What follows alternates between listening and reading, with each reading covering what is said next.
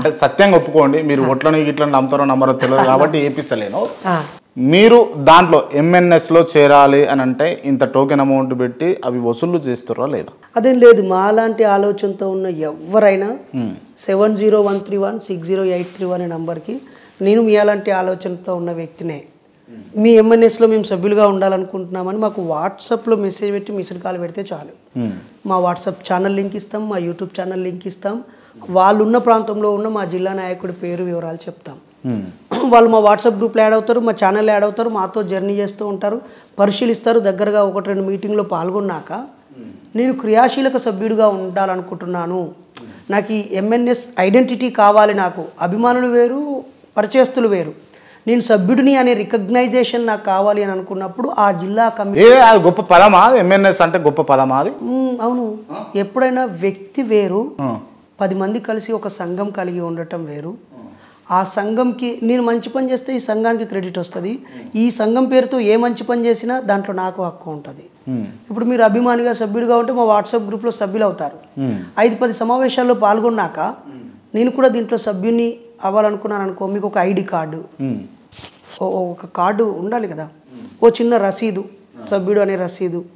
ఆ జిల్లా కమిటీలో నిర్ణయం తీసుకునే అవసరం వచ్చినప్పుడు సభ్యుల నిర్ణయాలు ముఖ్యం కదా, అభిమానులు 1000 మంది ఉండొచ్చు. సో అప్పుడు ఆ జిల్లా కమిటీకి మీరు మీ జీవిత కాలంలో ఒక 100 రూపాయలు చెల్లించి ఆ సభ్యత్వం చీటి తీసుకుంటారు. ఒక్కో జిల్లాకి మాకు 50 నుంచి 100 మంది సభ్యులు ఉంటారు. ఆ 100 మంది తలా 100 రూపాయలు ఇస్తారు. అప్పుడు 10,000 రూపాయలు ఆ జిల్లా కమిటీ వద్ద ఉంటాయి. ఆ 10,000 రూపాయల నుంచి వాళ్ళు మండలాలకు వెళ్ళడానికి, అక్కడైనా ఒక శిక్షణ తరగతులు వర్క్షాప్ పెట్టుకోవడానికి, లేకపోతే ఒక లెటర్ ప్యాడ్ వేసుకోవడానికి, ఒక బ్యానర్ వేసుకోవడానికి, జెండాలకి, వాళ్ళ యాక్టివిటీ కోసం చందా బుక్ పట్టుకొని అడుక్కోకుండా సభ్యుడు నెలలో సంవత్సరంలో ఒక 100 రూపాయలు, అంటే నెలలో కాదు, ఆయన జీవితకాలంలో ఒక 100 రూపాయలు ఇచ్చి నేను సభ్యుని అని తాను ఫీల్ అవ్వడానికి మాత్రమే ఆ 100 పెట్టాం. Right, okay. అంటే దీనివల్ల మీరు ఏం చేద్దాం అనుకుంటారు? దేనివల్ల అంటే ఈ ఎంఎన్ఎస్ వల్ల 2 చేద్దాం అనుకుంటున్నా. ఏంటిది? ఒకటేమో నాలాంటి ఆలోచనలతో ఉన్న వాళ్ళని ఏకం చేద్దాం అనుకుంటున్నా.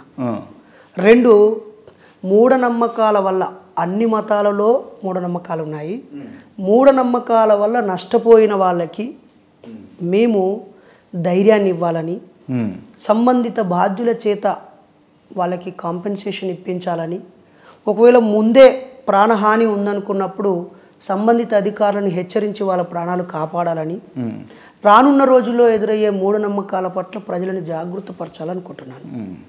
అది నా ఒక్కంతో సాధ్యం కాదు. నాలాంటి అనేక మంది కలిసి మాట్లాడుకొని, ఒకరి ఆలోచనలో ఒకరం పంచుకొని, అభిప్రాయాలు మార్చుకోవాల్సి వస్తే మార్చుకొని, మెరుగుపరుచుకొని, సమాజానికి ఒక సంఘంగా, ఒక ప్రజా సంఘంగా, ఒక సామాజిక చైతన్యం ఉన్న సంఘంగా, సాంస్కృతిక ఉద్యమ సంఘంగా, సంఘ సంస్కరణ సంఘంగా మా పాత్రని బాధ్యతాయుతంగా నిర్వర్తించడం కోసం ఈ సంఘం పెట్టుకున్నాం. Right, okay. అంటే మొత్తానికి నాస్తికుడు బైరి నరేష్ అనే ముద్రను చెరిపి వేసుకురు, అసలు నాస్తికత్వం నుంచి బయటకు వచ్చారు, ఆస్తికుడు అయిపోయారు మీరు, అంతేనా? అది తప్పు. నాస్తికుడు అనేది ఒక పదం బ్రదర్. దేవుని నమ్మకపోవడం అనేది ఒక చైతన్యం. దేవుని నమ్మని వాళ్ళందరూ నేను నాస్తికుణ్ణి అని ప్రకటించుకోకపోవచ్చు. నేను ఎప్పుడో 5th 6th క్లాస్లో 1995లో, ఇది 2025, 30 ఏళ్ల క్రితమే బాల నాస్తికుడు అనేటువంటి పేరును పొందిన వ్యక్తిని. ఇప్పుడు 43 ఏళ్ళు వచ్చాక నాస్తికుడు కాదనేది ఉంటుందా? ఇంతకాలం నేను దేవుని నమ్మలేదు, విశ్వసించలేదు.